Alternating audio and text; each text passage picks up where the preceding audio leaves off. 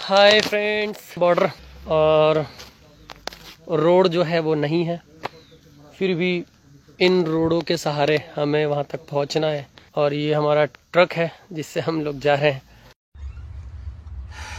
ఎక్కడ లేని దరిద్రాలు మొత్తం మన ఇండియాలోనే వినాల్సి వస్తుంది. నేనైతే లాస్ట్కి నువ్వు హిందువా అని అడిగి చంపే కాడ కూడా వచ్చినాం మనం.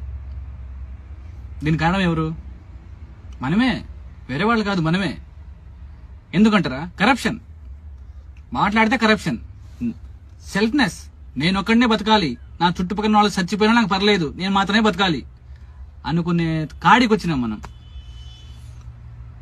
ఇప్పుడు 27 మందిని చంపాడాడు, మూటా ఉంది, చంపారు, అడిగి అడిగి మరీ చంపారు. క్లియర్ కట్ చెప్తున్నా, అక్కడ ప్రతి ఒక్క మాటలో తెలుస్తుంది మనకి. అడిగి మరీ చంపడం, పాయింట్లు తీసి చూసి మరీ చంపారు.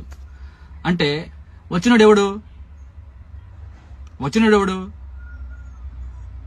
క్లియర్ కట్ గా చెప్తున్నాడు. ఇంకోటి మ్యాటర్ ఏంటంటే క్లియర్ కట్ చెప్తుండు, వెళ్ళి మోదీని చెప్పమని. అర్థమవుతుందా? అంటే ఏం చేయలేరు, ఏం పీకలేరు, మేము ఇట్లనే చెప్తాం, ఇట్లనే చంపుతాం.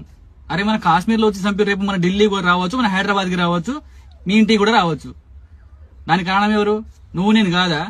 పైసలకు అమ్ముపోవడం కాదా అది? అరే ఆడదాకేందుకు, రేపు నీకు 10 లక్షలు ఇస్తాం, మీ అమ్మని చంపేయమంటే చంపేస్తావు నువ్వు, అంతేగా? ఈ ఇంకా ఎన్ని ఘోరాలు చూడాలి వస్తుందని నా మీద నాకే యాసం వేస్తాను తెలుసా.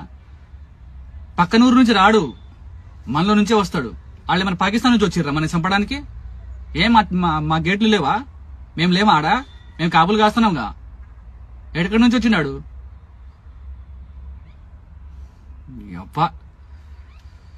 ఫస్ట్ అయితే ఎవరినైతే ఈ దీన్ని సపోర్ట్ చేస్తుర్రో ఆ నా కొడుకుల్ని అడ్డంగా నరికేయాలి.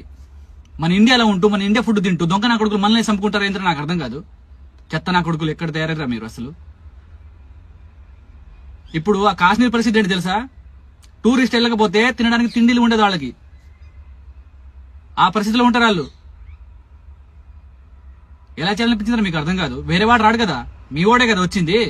నువ్వు సపోర్ట్ చేసిన వాడే కదా వచ్చింది ఆడికి. నువ్వు రమ్మంటేనే కదా వాడు వచ్చింది. ప్లాన్ పగ్గడ్బందీ ప్లాన్ అది. పేల్గాం నుంచి హాస్పిటల్ దగ్గర 50 కిలోమీటర్ దూరంలో ఉంది హాస్పిటల్. ఇక్కడ మనం ప్లాన్ చేస్తే, ఇక్కడ మనం చంపితే మనకు అడిగేవాడు ఉండడు, మనకు దిక్కు లేదు, అంత దూరంలో ఉంది అని చెప్పేసి పగడబంది ప్లాన్ తో చేసిన కుట్ర అది. పరాయి దేశం నుంచి వచ్చి మన ఇండియాలో తిరిగి చూసి చెయ్యడు, మనలో ఉండి మనమే సపోర్ట్ చేస్తాం వాళ్ళని. సిగ్గులేని బతుకులు మనకి తెలుసా? ఘోరం కోపం వస్తుంది నాకైతే. వీడియో చేద్దాం అని చెప్పేసి నేను సైలెంట్గా ఉన్నా. ఎందుకులే ఇంత దారుణంగా ఒడిగడతారు, ఎందుకులే అని చెప్పేసి నేను సైలెంట్గా ఉన్నా. కానీ నా వల్ల కావట్లేదు.